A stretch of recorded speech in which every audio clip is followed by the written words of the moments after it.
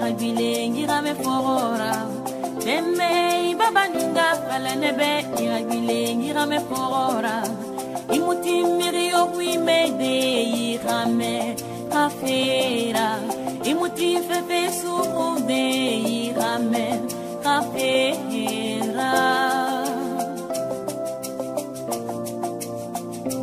Téléspectateurs de Manège du Savoir, bonjour. Nous recevons sur notre plateau aujourd'hui Monsieur Ludovic Kamge. Bonjour. Bonjour. Comment allez-vous? Très bien. Merci beaucoup de nous recevoir dans vos jolis locaux. Le plaisir est pour moi, en fait. Eh bien, est-ce que vous voulez bien, s'il vous plaît, vous présenter un petit peu plus pour nos téléspectateurs de Manège du Savoir? Donc, je suis de formation ingénieur textile. J'ai créé ma structure il y a une quinzaine d'années. Et donc, sur la place parisienne et au Cameroun aussi. Yaoundé et Douala. Vous n'aimez pas trop qu'on vous définisse seulement comme styliste ou créateur, mais plutôt comme entrepreneur. Pourquoi? C'est vrai, je ne suis pas que styliste ou co-créateur, c'est pas ma formation de base, pour être sincère. Moi, je suis de formation ingénieur textile, comme je vous l'ai dit auparavant, parce que dans ce que nous faisons, la part de la création, c'est une chose, mais le gros du boulot est ce que j'appellerais un back-office. Donc c'est tout ce qui est organisation, gestion, logistique, fabrication d'un vêtement, donc ça entraîne tout un volet industriel. Et la gestion d'une entreprise, c'est une entreprise comme une autre. Il y a des salariés derrière, il faut pouvoir piloter, manager. Et voilà, donc c'est une entreprise. C'est pas que le créateur au sens un peu trivial, un peu réducteur de l'image qu'on peut avoir de temps en temps. Alors, vous avez commencé à nous en parler. Est-ce qu'on peut approfondir un petit peu votre parcours, le cursus de l'entrepreneur que vous êtes, qui vous a amené jusque-là? Mon parcours est un peu atypique parce que, enfin, j'arrive un peu là par hasard. Pour tout vous dire, ma mère est dans le métier. C'était Madame Kamge Colette. Elle a eu une confection qui s'appelait Confection Lumière à l'époque, dans les années 80 au Cameroun. C'était la première Camerounaise à avoir une confection après les Libanais et les Grecs qui étaient installés sur le Cameroun à l'époque. Il y avait une dizaine de confections, dont elle, qui était la sœur. Et par la suite, moi j'ai été très passionné de sport, plutôt bon en foot, tennis, comme beaucoup de Camerounais, mais pour le coup, mes parents m'ont souhaité que je fasse autre chose que le sport. Et donc moi j'ai passé un bac D, j'ai devais faire pharmacie ou médecine, j'étais inscrit d'ailleurs. Et bon, je me suis dit, ma mère très vite m'a proposé de savoir si j'étais intéressé par la filière textile dans laquelle elle était déjà. J'ai dit, pourquoi pas, j'ai fait un calcul rapide. J'ai dit, ingénieur textile, j'avais pour 5 ans, alors que médecine ou pharma, j'avais pour une dizaine d'années. Donc c'était un peu long. J'ai été fait un peu court. Et c'est comme ça que je me suis retrouvé dans la filière textile. Et par la suite, quand on y est, étant rigoureux de nature, il faut exceller, il faut donner le meilleur de soi. Et c'est de faire ce qu'elle a pu faire, qui était pour moi, c'est mon mentor en fait, ma maman, qui a été une vraie chef d'entreprise, pour qui j'ai beaucoup de respect. En fait. Eh bien, on va anticiper un petit peu la question. Alors, votre maman, c'est vrai, était déjà dans le domaine de la confection. Et elle a confectionné des tenues particulières pour des gens particuliers. Particulier, peut-être pas, c'est pas artistique, je vous rassure. En fait, c'est quoi, maman, à l'époque, pour la petite histoire, quasiment toutes les tenues de la police, de l'armée, étaient fabriquées au Cameroun pour grande partie. Et à l'époque, donc pour cela, il fallait les confections localement. Et ma maman faisait partie des personnes qui avaient une confection qui s'appelait Confection Lumière à l'époque. Sur place, elle avait plus d'une centaine de salariés, voire avoisiné peut-être les 150 salariés à un moment. Elle a même construit un bâtiment de près de 5000 m² pour pouvoir réaliser confectionner ses vêtements sur le Cameroun. Il était où ce bâtiment? On a grandi en Komkana à l'époque, et après à Yaoundé, pour ceux qui connaissent. Et après, on a construit un local très important qui est à Yomaban, exactement. Et ce local-là, aujourd'hui, est exploité par mon frère qui est aussi dans le vêtement, qui a une école de formation dans le secteur aussi. qui veut que par la suite, la fibre familiale a été celle que vous connaissez, qui fait qu'aujourd'hui, je me suis retrouvé dans l'univers. D'accord. Et est-ce que vous avez reçu une bourse du gouvernement camerounais? Pas vraiment. Donc il faut dire, je revenais sur la question précédente concernant ma maman. C'est une femme, je disais tout à l'heure, relativement entreprenante, voire trop entreprenante, qui a réussi à monter une industrie qui est aujourd'hui, jusqu'aujourd'hui, il n'y a aucune industrie de ce type au Cameroun qui a pu se faire depuis. Dans le moment bosseuse qu'elle était, nous a pensé pour nous, mon frère, et mes frères et moi, de pouvoir faire une formation à l'étranger, d'aller à l'étranger pour pouvoir peaufiner nos formations. Et j'ai eu la chance d'avoir nos parents qui ont pu nous financer nos études à l'étranger. Donc on n'a pas bénéficié de la bourse camerounaise, mais c'est pas pour autant dire que j'adore pas mon pays d'origine. Je suis très fier. Et non, la bourse on l'a pas, mais voilà. Donc par contre, je me dois d'avoir un retour vers mon pays natal, même si j'ai pas eu de bourse. Voilà. Alors comment tout commence? Peut-être des ventes privées, et quelles sont les difficultés que vous rencontrez et comment les surmontez-vous? Pour anecdote, en fait, quand je décide de créer mon entreprise, au départ, il était question que dans mon projet, c'était de rentrer définitivement sur le Cameroun. Après avoir travaillé 5 ans dans différentes structures, et il s'avère que je me suis dit, je rentre au Cameroun. J'ai été question de relancer la structure de ma maman, qui existe, la confection, dans laquelle elle avait créé. Et je me suis dit, si je rentre, il est hors de question que je sois en attente d'un chèque ou d'argent de mes parents. Donc je me suis dit, je vais lancer une collection de vêtements, de chemises en l'occurrence, et sur place, je les vendrai tout en travaillant. Il s'avère que cette collection, je l'ai présentée à des amis en France déjà, beaucoup ont dit, ah oui, c'est super, pourquoi pas, on aimerait bien en acheter. J'ai fait des ventes privées pour satisfaire cette demande. Il s'avère que ça a plu, et comme ça, de fil en aiguille, je me suis retrouvé à rester en France, alors que mon projet initial, c'était de repartir définitivement, parce que la collection, ce qu'on a fait, a marché mieux que l'on le pensait, que ce que je pensais. Et donc du coup, à ce moment-là, pas de difficulté. Mais alors, au fur et à mesure, dans le parcours d'un chef d'entreprise que vous êtes, quel genre de difficultés vous rencontrez? Difficulté, je ne vous cache pas dès le départ. Je vous dis que s'il fallait recommencer, je ne suis pas certain de recommencer, parce que dès le départ, vous quittez d'une structure, vous êtes salarié, donc vous ne gérez que vos problèmes de salarié dans votre département. Or, quand vous êtes chef d'entreprise, vous gérez tous les volets. Donc, c'est-à-dire dit management. En l'occurrence, à l'époque, je n'avais pas encore de salarié, donc j'ai démarré quasi seul. Donc, il faut gérer les appros, il faut gérer tout ce qui est la dimension administrative qui est assez lourde, même on le sait en France, avec tout ce qui est paperasse, des organismes qui vous écrivent, la sécurité sociale, l'URSSAF, les impôts, les trucs. Donc, dans un premier temps, vous êtes plus noyé dans les papiers que d'exercer ce pourquoi vous avez eu une formation. Donc, je me retrouvais à faire... Et donc, ça devient... Donc, vous allez au-delà de ce que vous pensez devoir faire. Et il s'avère que très vite, vous êtes à court de temps. Et à côté de ça, mais après aussi, il faut pouvoir financer. Vous allez vers les banques, on vous dit, bah non, vous n'apportez pas suffisamment de garanties. Donc, il a fallu... ma famille m'a un peu aidé. À côté de ça, vous commencez à faire... J'ai fait des petites ventes privées. J'ai fait des ventes dans les comités d'entreprise, j'ai beaucoup de bouche-oreille, les gens se déplaçaient. Donc il a fallu mettre un mécanisme en place pour faire un...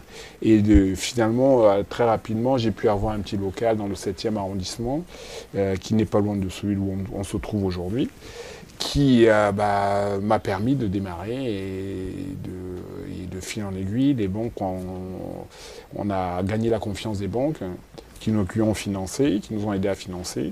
Et c'est ce qui nous a permis de grandir, tout en parallèle, avec cette volonté aussi de s'installer au Cameroun, donc tout en ouvrant ici il y a 15 ans. On a ouvert aussi, et j'ai ouvert très rapidement aussi à Yaoundé. Justement, combien de boutiques avez-vous entre la France et le Cameroun maintenant? En France, il y a 3 boutiques. Et j'ai pris le parti, déjà même en France, être dans les quartiers les plus, entre guillemets, huppés, si on peut parler ainsi. Il faut être sans complexe. On va où ça se passe, où il y a la concurrence. Une belle concurrence vers le haut, pas vers le mass market, ce qu'il y a de plus beau. Je suis dans le 7e arrondissement, c'est le quartier le plus huppé de Paris, si on peut dire ainsi. C'est à 2 pas de la Tour Eiffel. Et un autre magasin à la place de la Madeleine, à 2 pas de la Concorde, pas loin des Champs-Élysées. Voilà, donc j'ai été animé par un dynamisme vers le haut. C'est un peu, comment dire, la formation que j'ai pu recevoir, l'identité de maman que je véhicule. J'ai tendance à beaucoup la citer parce que pour moi c'était vraiment un réel exemple et qui m'a toujours dit, et mon père aussi, très ambitieux, il faut aller chercher vers le haut. Je suis arrivé en France, j'avais 13 ans, j'ai 47 aujourd'hui. Il y a toujours eu cette réelle volonté d'avoir un retour vers la terre patrie, qui veut que, malgré le fait que j'ai quasiment pas vécu au Cameroun, il y a toujours eu cette volonté de faire des choses au Cameroun. Aujourd'hui, à mon petit niveau, j'emploie quand même une quinzaine de personnes au Cameroun, qui est pour moi ma plus grande fierté, quoi. Ah, justement.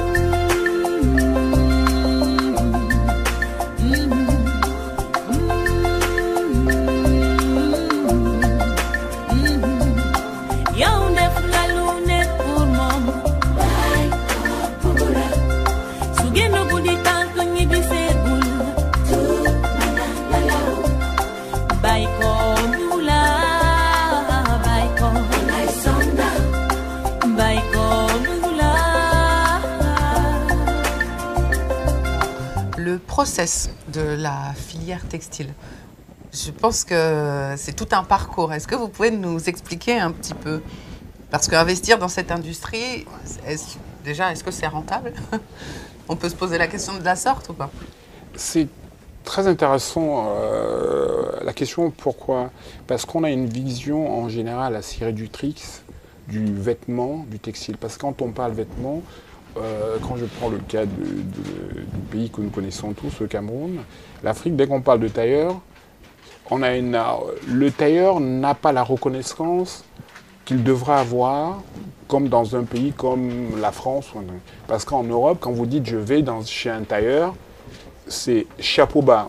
Tout le monde ne peut pas aller chez un tailleur. Alors que chez nous, quand on va chez un tailleur, c'est ceux qui n'ont, à la limite, on va dire, moins de moyens qui vont chez un tailleur. Quoi qu'il y a des tailleurs avec des réelles compétences sur le Cameroun, j'en ai rencontré, mais malheureusement, ils n'ont pas forcément le matériel, l'environnement. Les gens ne sont pas toujours prêts à payer la qualité du produit qu'ils offrent. Donc, la filière textile, elle est très grande. C'est une filière comme une autre, mais qui est vraie. On part du coton, quand on parle du tissu en coton, pour arriver à un vêtement en boutique ou à la distribution. De la même manière, on va partir de la laine prélevée sur un mouton pour pouvoir avoir au bout un vêtement au bout. En fait, c'est quoi? Vous prélevez de la laine sur un mouton, si on prend le cas de la laine, ou du coton, comme je disais. Le coton doit être travaillé, ce qu'on appelle je schématise, hein. Vous avez de la filature, vous arrivez au fil, après le fil, il faut traiter, il faut faire du tissage, il faut tisser les tissus. Après le tissage, par il y a de la teinture, il faut teindre les pièces dans certains cas. Derrière, il faut fabriquer le vêtement. Après la fabrication du vêtement, il faut distribuer. Donc vous voyez, la filière textile, c'est une filière qui est relativement relativement longue, pour pouvoir l'intégrer complètement. Il y a très peu de pays qui arrivent à l'intégrer complètement, c'est-à-dire partir de la matière première, de la plantation, des plantations, à la distribution. Même en Occident, pour beaucoup, on ne produit pas du coton en Europe, donc forcément le coton, souvent les meilleures qualités vont venir d'Égypte ou du Cameroun, dans certains pays d'Afrique, et eux ils vont faire le process le suivi du process. Or nous aujourd'hui, je pense qu'il y a matière à faire beaucoup chez nous, mais ne pas être peut-être complètement intégré, mais ne faire qu'une partie déjà, ça serait bien. Donc en fait, ce que vous voulez dire, c'est qu'il y a moyen aussi de créer de l'emploi. Ah oui, mais c'est un secteur, l'intérêt du textile, c'est un secteur à fort pourvoyeur d'emploi, qui est malheureusement un peu trop négligé en Afrique subsaharienne. Si je prends le cas du Maghreb, la Tunisie et le Maroc, que j'ai pratiqué énormément quand j'étais salarié, où on allait fabriquer nos vêtements, là-bas pour les entreprises dans lesquelles je travaillais, les gouvernements de ces pays pour inciter les entreprises, les entrepreneurs à s'installer sur le Maghreb, ont mis en place des programmes de défiscalisation pour ces entreprises qui viendraient s'installer, créeraient en retour de la défiscalisation, créeraient de l'emploi.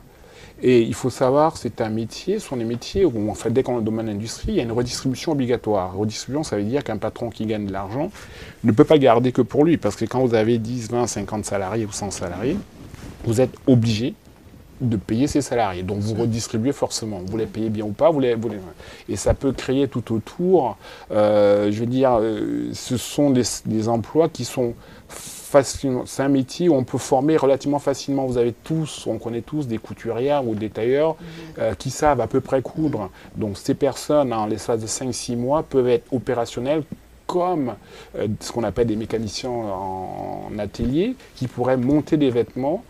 Et bah, je tends la main à nos gouvernants, parce que ce sont des secteurs où on gagne très peu, les marges sont très faibles. Donc pour pouvoir faire exister ces secteurs, il faudrait quasiment qu'il y ait un accompagnement de l'État, parce qu'aujourd'hui, réinvestir, il est plus facile d'investir aujourd'hui dans le bâtiment, dans l'immobilier ou peut-être dans les mines qui rapporteront beaucoup plus d'argent, alors que là, vous allez avoir 100, 200 salariés avec des retours d'investissement faibles. Donc accompagnons le secteur, et ça permettrait pour à certains créateurs locaux par moment qui n'arrivent pas à fabriquer leurs vêtements de pouvoir faire des séries pour leurs vêtements aussi. En gros, je vais dire, pour résumer, l'État demain décide d'accompagner. Moi, aujourd'hui, je suis dans la distribution, mais ma formation première, c'est d'être industriel. Moi, demain, j'ai l'environnement qui nous permettrait de nous installer en tant qu'industriel. Je suis preneur tout de suite, mais il faut qu'on nous apporte de réelles garanties, parce que la garantie n'est pas que pour 1 an, 2 ans, parce que le retour d'investissement, ça va se faire sur plusieurs années. Vous faites patient. Voilà, donc il faudrait que l'État sache que si jamais les gens investissent dans ces secteurs-là, c'est dans 5-10 ans qu'il y aura tel des retours. Mais en même temps, on embauche des gens tout de suite. Donc vous n'avez plus de gens au chômage. Vous avez moins de personnes au chômage. Et socialement, c'est ce qu'il y a de mieux. Quel équilibre on peut avoir si c'est en travaillant. Donc voilà.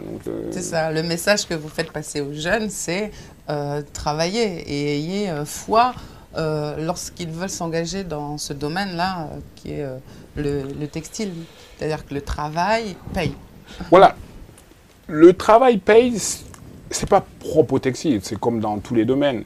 Mais c'est vrai qu'aujourd'hui, un jeune qui voudrait entreprendre dans le textile ou dans autre chose, j'ai envie de dire, c'est un peu trivial, il faut beaucoup de courage, il faut une réelle volonté, il faut l'abnégation, il ne faut pas lâcher, c'est pas la première difficulté qu'on dit, bah, c'était pas le bon secteur ou quoi que ce soit.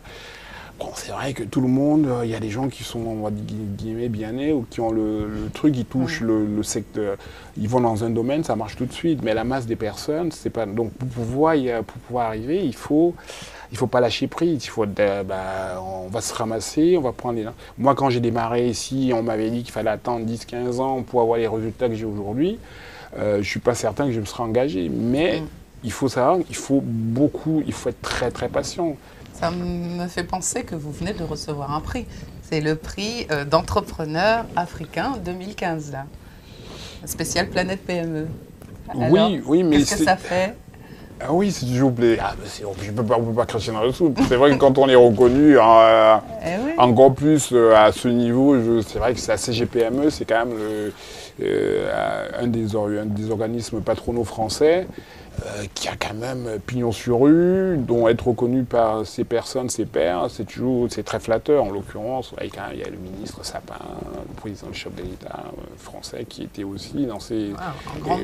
en grande pompe. Donc ça reste flatteur. Bon, petit entrepreneur de mon État, être reconnu avec une petite fierté camerounaise derrière, dire voilà, donc tu es reconnu, c'est toujours bien quand voilà, donc c'est une grande fierté d'avoir eu cette reconnaissance, d'être entrepreneur africain.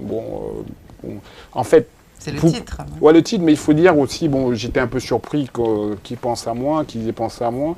Bon, on m'a expliqué effectivement que ça ne tenait pas micro-chiffres ou le nombre de points de vente ou de ce qu'on peut faire. Bon, c'est l'idée de se dire, il y a une espèce de cohérence, de cohésion dans ce que vous faites depuis 15 ans entre le nombre peut-être de points de vente, le personnel, le chiffre d'affaires, les ratios qu'ils peuvent avoir, le fait d'entreprendre aussi au Cameroun, en Afrique, parce qu'au Cameroun, il y a des gens qui entreprennent, mais ils font un truc, ils ferment, ils rouvrent autre chose, mais il y a quand même une continuité dans ce qu'on fait. Ça fait 15 ans que je suis là-dedans, et 15 ans que ça existe, avec des salariés, je suis le Cameroun, enfin voilà. Donc je pense que c'est ça vient, comment on dit, couronner un ensemble de choses, et à ça, j'associe forcément les gens avec qui je travaille depuis des années, parce que seul on ne peut rien faire, hein, donc voilà, donc j'associe mon équipe entière à ça, en fait.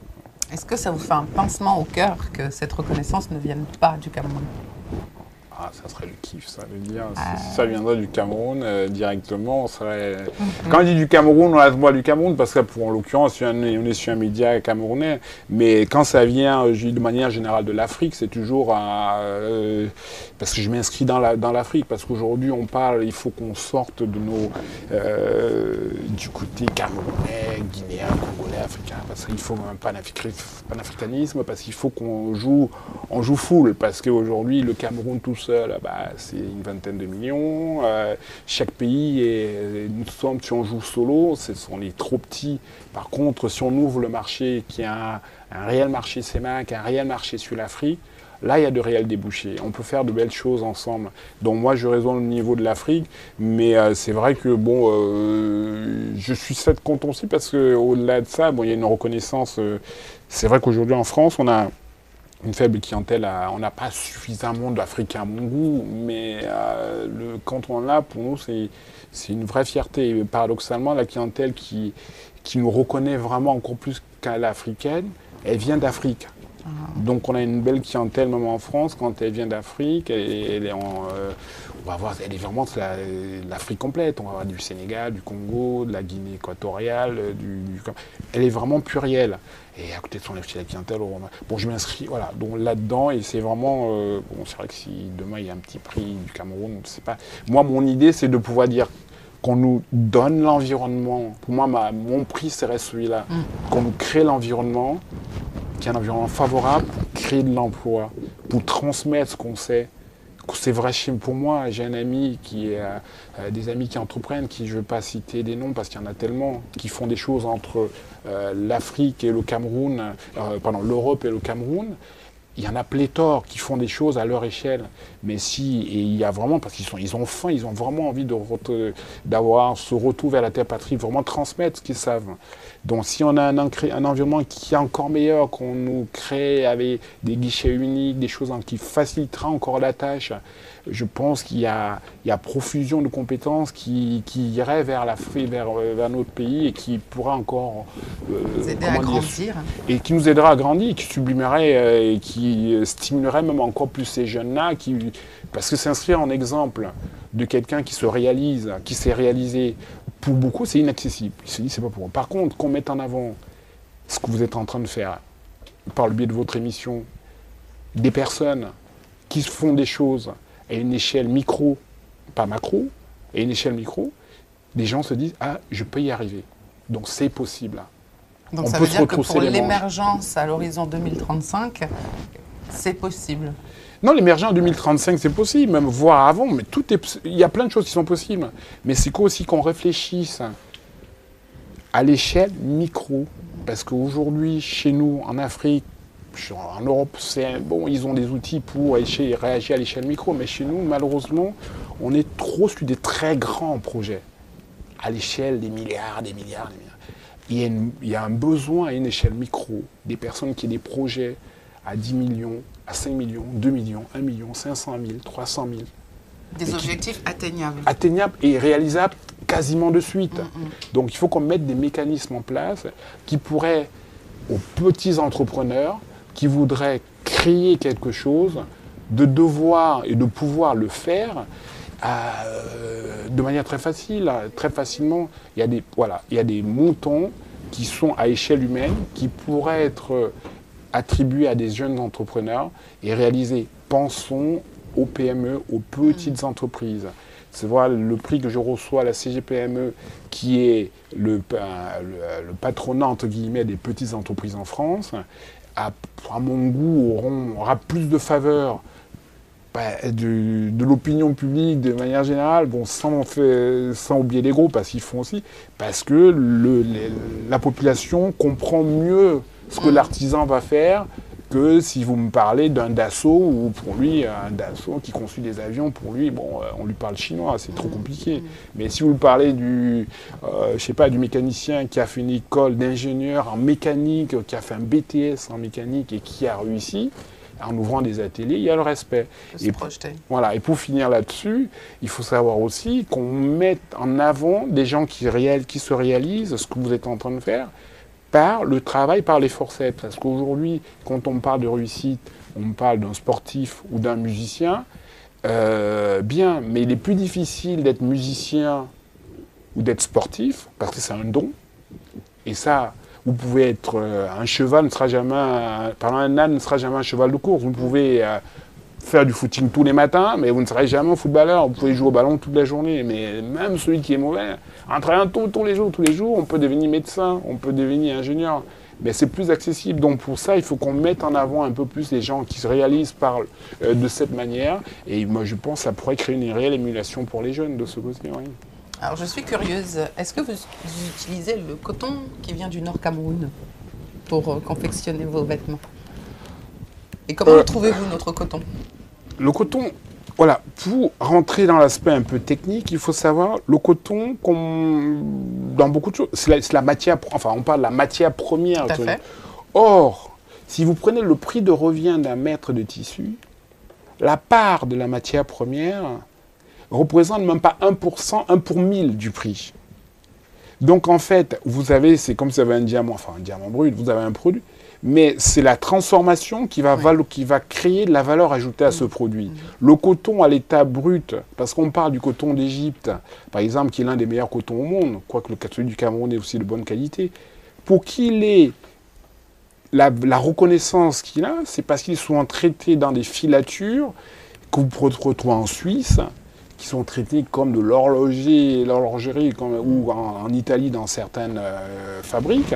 Pour répondre à votre question, aujourd'hui, le coton du Cameroun, pour pouvoir vraiment l'exploiter, il faudrait créer toute une filière derrière, de filature, de tissage et autres. Et ça demande des investissements colossaux pour pouvoir vraiment bien faire. Alors, à part votre famille professionnelle, peut-être que vous avez femme et enfants? Tout à fait, oui. J'ai une femme, j'ai ma femme, oui, et 2 enfants qui ont 9 ans et 7 ans. Voilà. Aimeriez-vous que vos enfants suivent vos pas dans le domaine du textile, qu'ils soient des créateurs, des stylistes, des entrepreneurs? Oui, c'est toujours un peu... oui, on a tous un peu envie que les enfants reprennent le bébé derrière. Donc aujourd'hui, effectivement, dans le domaine, c'est vrai que c'est pas un domaine qui est facile. Il y a beaucoup de gros trusts qui prennent le marché. Donc c'est nous l'idée qui est la mienne d'aller chercher de plus en plus haut de gamme sur un marché de niche. Et si demain mes enfants, je ferai tout s'ils peuvent reprendre. S'ils décident de reprendre, ça voudrait dire que j'aurai accompli quelque chose de beau. Donc charge à moi de me battre pour leur laisser quelque chose de bien fait. Bon, écoutez, nous arrivons au terme de notre entretien. Est-ce que vous voulez dire quelque chose, quelques mots de fin? Peut-être nous dire quels sont vos loisirs, parce que vous travaillez beaucoup. On sait qu'un entrepreneur, s'il ne fait rien, il ne se passe rien. Mais peut-être que vous donnez quand même un peu de repos. Repos, mon dada, c'est de faire j'adore le sport. Ouais. Donc dès que j'ai un moment libre, j'ai toujours mes raquettes parce que je suis passionné de tennis, le foot comme tous les Camerounais, c'est de soi, mais à côté de ça, vraiment passionné de tennis. Donc dès que je voyage, j'ai toujours mes raquettes de tennis. Et j'ai mon petit club à Yaoundé. L'un de mes souhaits, c'est que si le tennis club de Yaoundé pouvait réouvrir, rapidement, ça serait bien parce c'est le seul club de Yaoundé, il y avait 4 cours et les 4 cours sont fermés encore. Donc laissez-nous l'ouverture. On a plein de jeunes qui aimeraient jouer au tennis. Moi, c'est ma passion, le tennis. Que notre chef de l'État, le président Biya, nous aide, nous créer l'environnement pour redynamiser et impulser encore mieux et que les talents camerounais qui sont à la diaspora, dans la diaspora, puissent venir exceller et transmettre leur savoir au Cameroun, quoi. Bien écoutez, merci infiniment pour votre accueil, pour tout ce que vous nous avez dit. Nous avons beaucoup appris et moi je suis vraiment très très fière de vous avoir rencontré aujourd'hui. Ah bah, tout le plaisir est pour moi, et je vous en remercie et bravo pour le type d'émission, de mettre en lumière des personnes de tout horizon et de compétences diverses. Et bravo, chapeau, merci. Merci. Je vous dis à bientôt et bonne continuation. Merci infiniment. Merci. Téléspectateurs de Manège du Savoir, voilà, notre entretien avec Monsieur Ludovic Kamgé est terminé. C'était un vrai plaisir. Merci de nous avoir suivis. C'était Yanga avec notre réalisateur Martin Kay. À bientôt.